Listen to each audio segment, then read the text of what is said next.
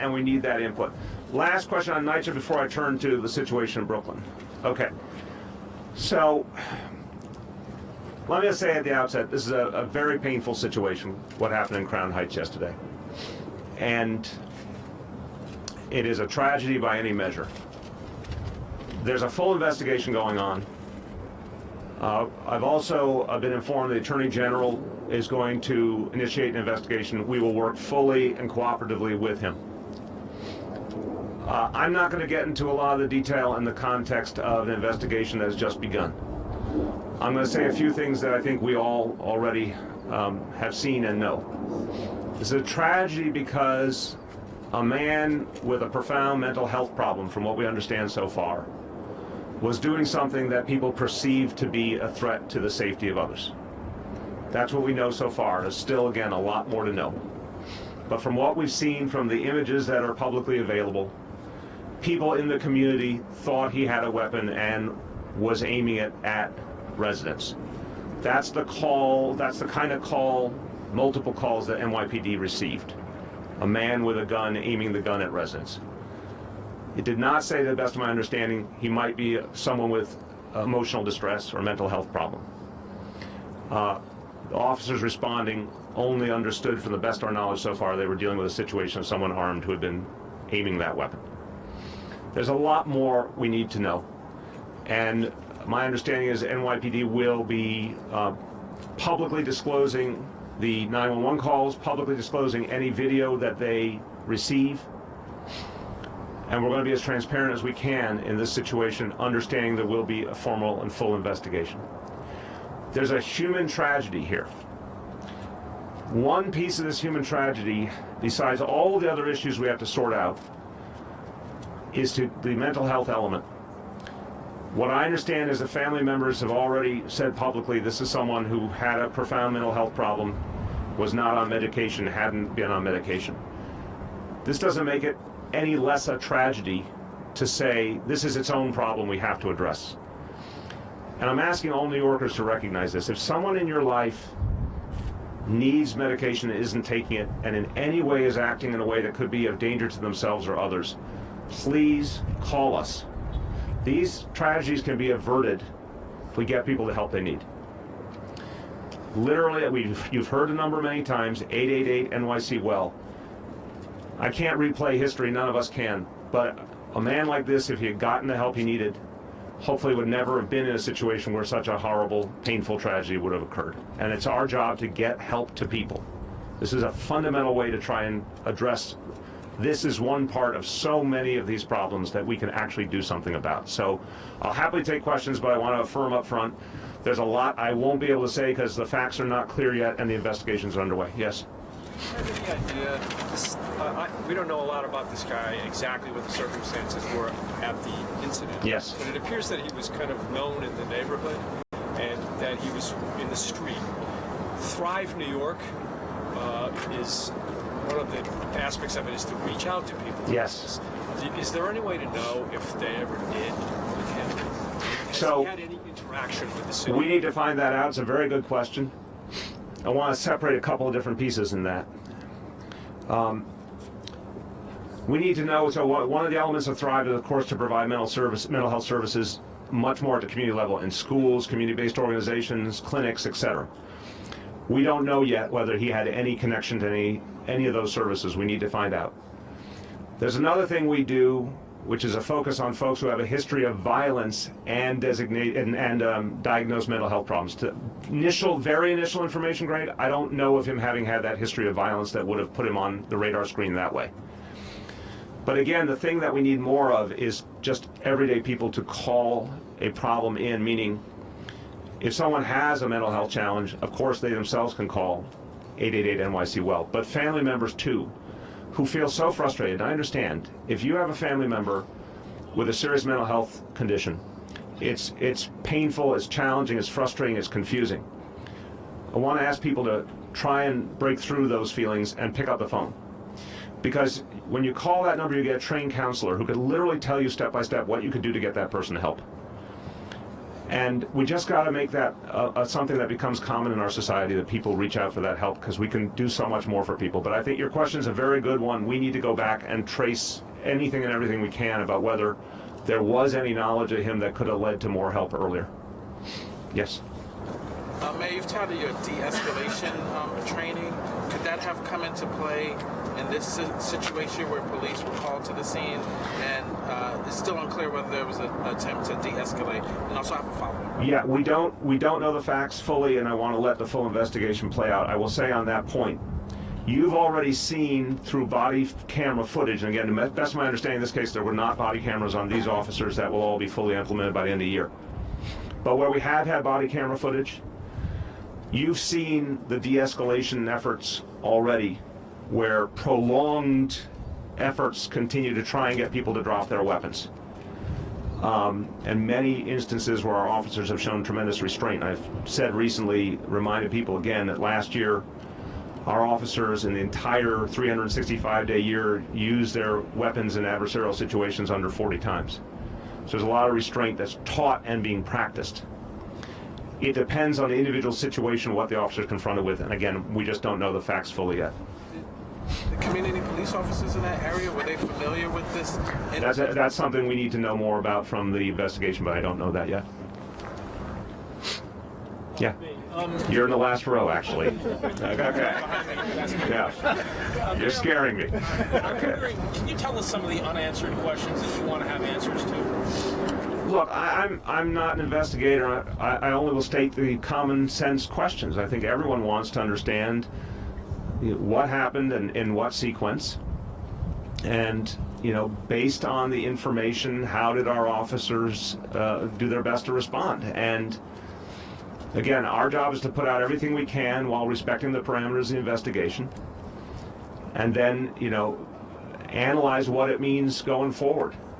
But we just can't draw conclusions until we have all the facts. Just one quick follow-up. Yeah. How do you understand the gentleman's mental health troubles? Again, I'm taking pieces of information that are public domain. I want to be the first to say, I said at the beginning, I'm going to say it again. Until there's a full investigation, we can't say anything definitively. We are going to publish the 911 calls. Those are facts. We're going to publish any of the available pictures, etc., that we have of what happened. But public domain interviews with the family apparently indicate there was a mental health challenge. Any comment on the number of shots that were fired? I believe I read there were 10 and he was hit. Yeah, that has to be subject to the investigation. There are folks who are going to be protesting this afternoon. Is there anything that you'd like to say to them? Look, I understand why this is so painful to people. I also want to remind people every situation is different. And there's a very strong commitment to transparency here. And the fact the Attorney General, that's a new feature in just the last few years, the Attorney General's gotten involved immediately. We will fully cooperate. Those are things that people should see as examples of an honest process to get to the truth. Question. The state Democratic Party, I'm wondering what your understanding is of it as far as whether it's an appendage of the governor's campaign. Should they get involved in helping him get elected? Should they get involved in primaries at all? No, they should not get involved in primaries.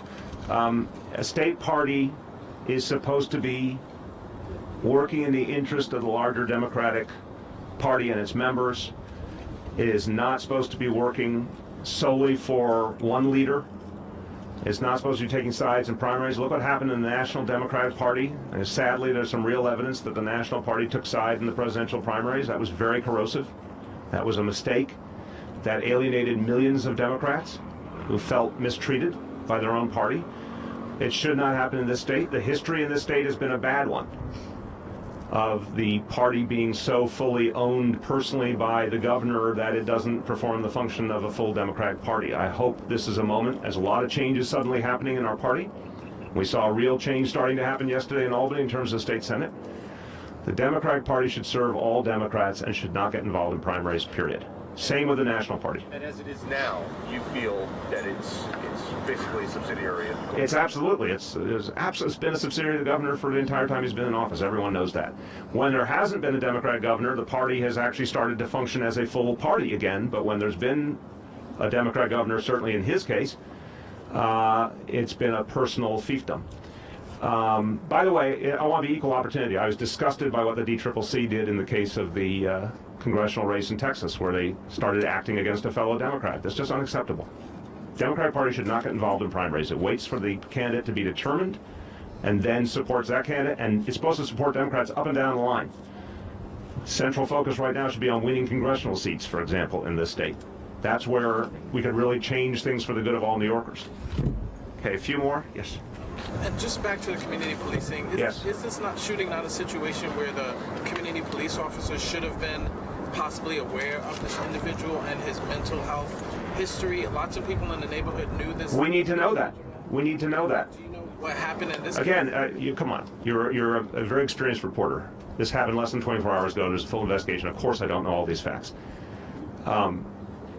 We need to know, was there a connection to our neighborhood policing officers? Was there information? But I also want to remind everyone, from what we know so far, very preliminarily, multiple reports of a man with a gun aiming a gun at citizens. That is not a garden variety situation. So if that's what officers are responding to in real time, we've got to recognize, if they believe they were dealing with an immediate matter of life and death to the people in the surrounding area, that's an exceedingly difficult, tense, split-second decision that has to be made. But we can't judge until we do a full investigation. Yes, last question. Mayor, I know you're saying that you don't know all the details, but in general, when we're dealing with someone that's mentally ill and on the street, police often have a lot of interactions with Yes. people and know people, even in their house, for instance, in the Deborah Danner case. Isn't there a way for police officers to know, hey, this is someone that we know when they're responding to a 911 call, this is someone that we know, this is their history before they go in? So let's take what we're trying to build here and answer that. I think it's a very good question. First of all, we've got now about 8,000 officers who have the CIT training to deal with situations with emotionally disturbed folks. That number will reach 20,000. We have a de-escalation strategy that's taught to all officers and is obviously played out. We've seen the de-escalation in action. You've seen it from body camera footage and many other situations. Neighborhood policing absolutely means our officers have a much greater knowledge of the community and members of the community. That doesn't mean they know everyone in the community. That doesn't mean that officer is right then available at that moment as an immediate emergency is playing out. And we have to be really honest about the time dynamics here. This is not the same as someone, for example, in an apartment isolated.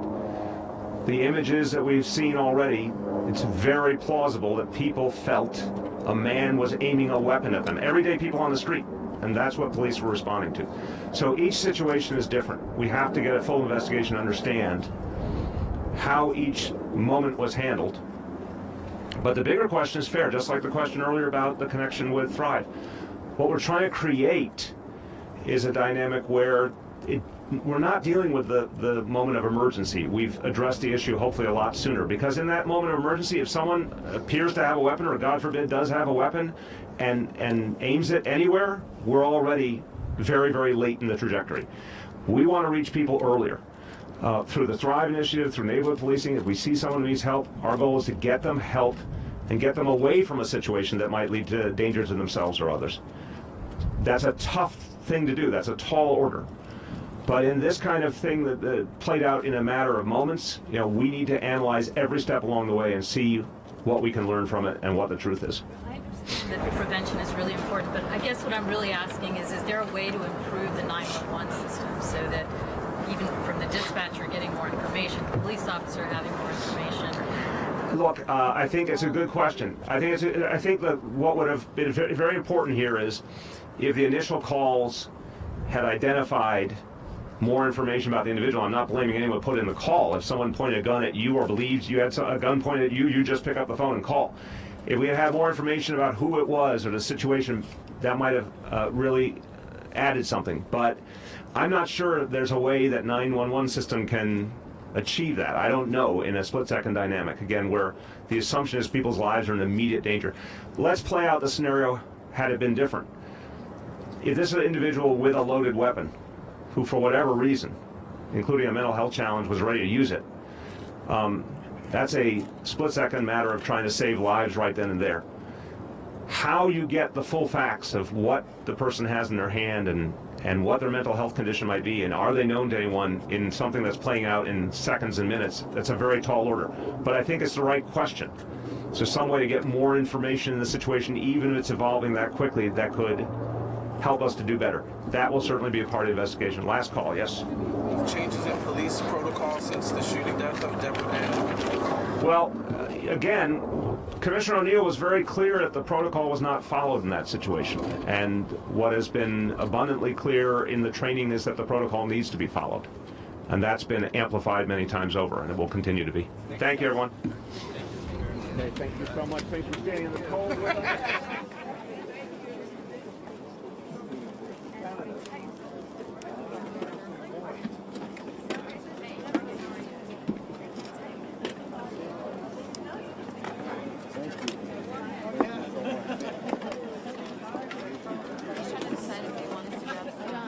Yeah, Brian just called. I couldn't pick it up. Did you talk to Brian? I haven't yet. I'll call them.